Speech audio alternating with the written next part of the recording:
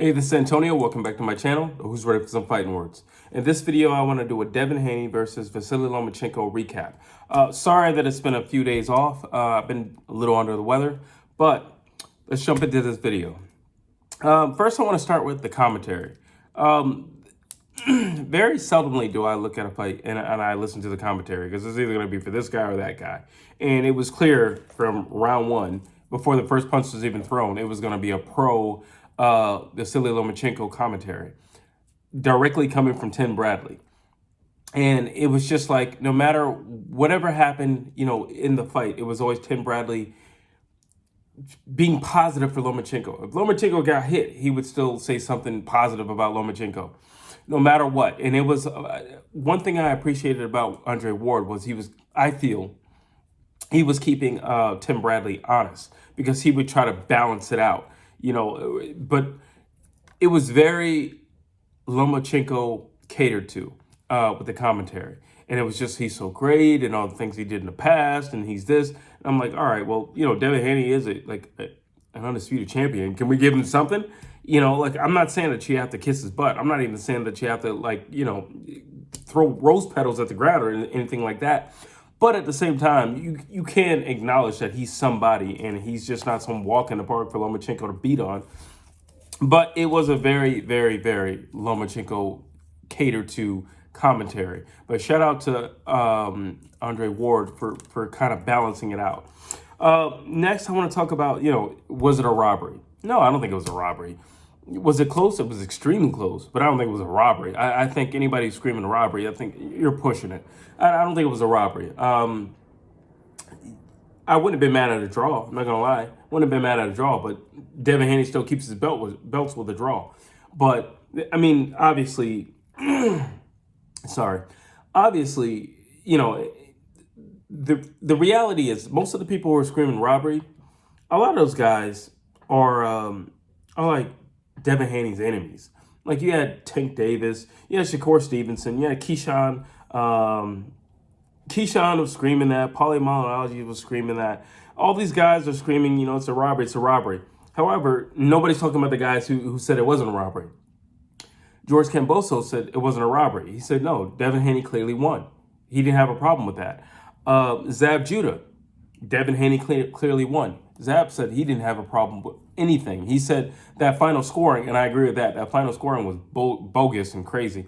But outside of that, he didn't have a problem with Devin Haney walking out the victor.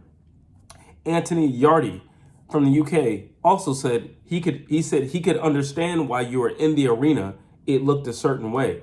But he said, no, if you look at it, you'll see Devin Haney clearly won. So I don't have a problem with Devin Haney winning. I just have a problem with those scorecards. That's bogus. I mean, anyone scoring it like that. And then, so here's the thing. A lot of people are like, oh, it's rigged or whatever. Boxing is all rigged. Devin Haney and his team are leaving Top Rank. They were very clear in the press conference that, they had great business with Bob, but they're moving on. It was their last obligation or whatever. So they're moving on. So if it were going to be rigged, I suppose it'd be rigged in the favor of the guy who's staying on without Bob and not the people who are leaving. That would make more sense. So they did leave the table open and said, listen, in the future, we don't have any problems working with Al, but we're going to do our own thing. We're going to be free agents and do our own thing. Cool. So when I hear this whole robbery thing, I'm like, all right, calm down, cool down, because I don't think it was a robbery. I'm sorry. I really don't think it was a robbery. The only rounds that I have for Lomachenko are 9, 10, and 11. All right, and those are the rounds that he clearly won. By round 12, the last and determining round, Devin Haney came back. I don't know if Lomachenko punched himself out. I don't know if he just felt like he did enough and he could skate. I don't know, but Devin Haney clearly came back. Neither one of them had a whole lot left in the 12th, and it was kind of a respect thing. And I agree with Andre Ward, who said, who's going to take this? And it was like they both kind of took their foot off the gas at the same time. And I can see how a lot of people can say Lomachenko won because when he took his foot off the gas, he was clearly in control at that point. He won 9, 10, and 11. Now, 12 was up for grabs. Neither one of them put their foot on the gas. So I can see how somebody can make that argument. But you can't disregard all the other rounds. I'm sorry, you just can't. That's not going to, I mean, I personally think you can do that. I look at the body work from Devin Haney. Devin Haney was landing the heavier shots personally. I just feel like he was landing the heavier shots. Those body shots were really taking a toll. And I don't know how many rounds more similar Lomachenko could go on with, some work like that. I mean, we only do 12 rounds. It's not like we're doing 15 rounds anymore. But it was taking a toll because Lomachenko wasn't bouncing around the way he was early. So it did take its toll. Now, and I said early that, Lomachenko was going to be going for power. Sorry, Devin Haney was going to be going for power shots. That's exactly what he did. See, here's the thing when you have two guys who are really skilled, but neither one of them have a whole lot of power. Stuff like this happens where you guys are clearly, at the top of your game.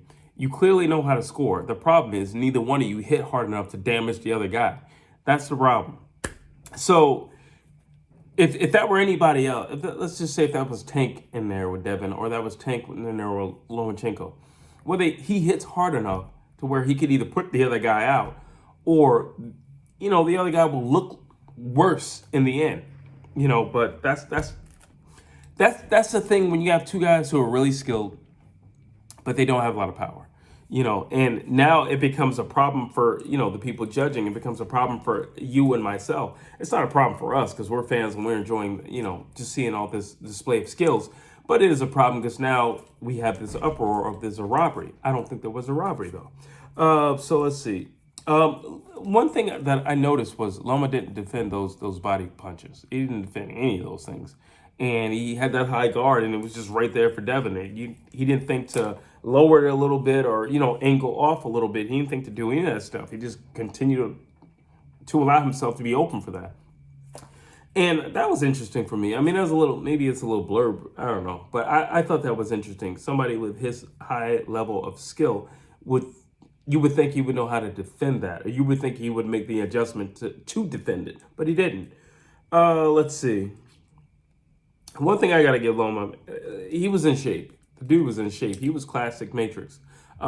He brought out all his tricks. He brought out his footworks. But the problem was, if you look throughout the rounds, that's what I'm saying. Like, if you just take the commentary away and you watch the rounds, round by round, with no commentary from Tim Bradley and the gang, Loma was doing his thing, but he wasn't consistent with doing his thing. He would bounce around maybe in the last, 40 seconds here, 30 seconds there, but then he'd be like stagnant and still.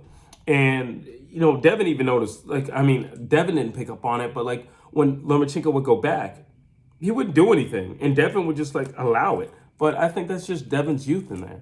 But also, and I said this in my fight breakdown, Devin's not an aggressive guy. Like he's not an aggressive fighter. Like he's not that. Like you can't pretend to be something that you're not. All right, and he's not that. There were openings where he could have easily pressed Lomachenko, and he chose not to. And I just think that has to do with his mentality and the way that he fights. Not that he doesn't have the skill to do it. It's just that's just not who he is. He's not an aggressor. And that's that. Let's see. So here's something that I really like that I think will at least reinforce what I had just said about the judging and how the rounds are being looked at. It was Zab Judah who said Devin Haney clearly won. He was like, I don't know what everybody's tripping on. Devin Haney clearly won. He said the thing with Lomachenko, he said he was in the fight, but he was sprinkled in the fight. And what he meant was what I literally just said. He would do something in the round, but it wasn't like there's 3 minutes in a round. But if you just do something for 45 seconds, all right, well, Devin Haney still did more in the round. I'm sorry, Devin Haney still did more in the round. And if you want to talk about those peppering little punches that Lomachenko's throwing out, if you're counting those, now I need to go back to my Teddy Atlas when he said, when Triple G beat Canelo Alvarez in the first fight, and I do believe he beat him in the first fight. He said, what, jabs don't count no more? Well, apparently jabs don't count, but peppering shots do count. That doesn't make any sense. That doesn't make any sense. Like, yeah, Lomachenko was hitting Devin Haney, but like a lot of those shots were like peppering little, stay busy. I can find you type shots. That's really what they were. You look at Devin Haney; he was throwing his hands. He put some pepper on those things. Now, like I said, he's not the hardest hitter in the world, but nonetheless, he was throwing heavy. That's the point that I'm making, and I'm counting that more so than I will these little peppering shots that Lomachenko's throwing. Let's see. And a lot of those things, honestly, a lot of those things that Lomachenko threw were blocked. Like, yeah, he would hit, like, yes, he would throw 4 or 5 punches. But a lot of that stuff was blocked. I'm sorry. He would catch him clean with like 1 or 2. I'm not going to say he didn't. But a lot of those punches were blocked. Again, go back and look at the fight, lower the commentary, and then go back and look at the fight. There was actually one sequence where they slowed the combination down. And Bradley's like, yeah, he hits him with every shot. When they slow it down, he only hit him like 2 of the 6 that he threw. So that's not true. It's not true. So, no, I'm not going to give you that. I'm sorry, I can't give you that. Let's see. However, Lomachenko never blocked any of those body shots. He never blocked one of those. And those were power shots. Sorry, those were power shots. And they were coming from all angles. Let's see. I feel... Let's see. Here's my thing. So everybody's saying, it's a robbery and all those things. And Lomachenko, should there be a rematch? Well, I mean, you'll have Lomachenko saying, well, this is the same Lomachenko who says he feels like an undefeated fighter. You can feel however you want, but your record says something else. All right? I feel like I'm a billionaire, but I'm not. Okay? I don't live like a billionaire. I don't have the things that billionaires have. Okay? So I'm not. So just because you feel like an undefeated fighter, it doesn't really matter. But should there be a rematch? I think there should. I think there should be a rematch, and I'll tell you why. Because if not, this is going to plague Devin Haney for the rest of his career. So I think he should definitely just go back in there, do the same thing he did in Australia, but do it again. Do it again and make it more clear. You'll have to make it more clear. It's like Mayweather and Maidana. Mayweather won that fight. But he knew he would never live that down if he didn't go back and make it right. So he had to go make it right. And I think that Devin Haney should definitely go and make it right. Before he starts talking about Tank, before he starts talking about Ryan Garcia, before he starts talking about anybody else, before he starts talking about moving up to 140, I think he needs to make this right. I think he needs to make it right. I think it's only fair to him in his career. Excuse me. I think he needs to make it right for him in his career. I also think, for Lomachenko, they need to run that back for Lomachenko. Because you can tell everything about Lomachenko said, I won this fight. His body language, like everything. I won this fight. He needs to make this right for not just himself, but also for Lomachenko.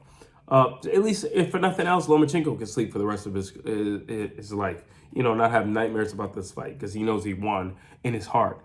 That's cool. So I think he just needs to make it right. And I don't think a lot of people are going to let him slide in the future. So I just feel like he needs to make it right. And, it's a thing for Lomachenko. Do I want to stay at this weight? I think if he can get another shot at those titles, I think he definitely would. I think he would.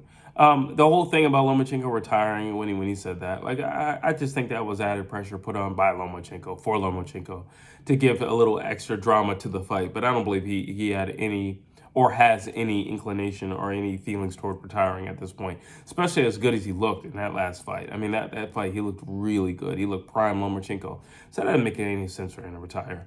But, you never know. You never know. But I think they should run it back. And that's basically my fight breakdown. Recap. I didn't want to make this too long, but you tell me what you think. Do you think Lomachenko was robbed? Or do you feel the way I feel that Devin Haney won? It could have won a lot more precisely, but I do definitely think that he won. Drop your thoughts down below. As always, I would like to hear what you have to say. Please like, please share, please subscribe to this channel.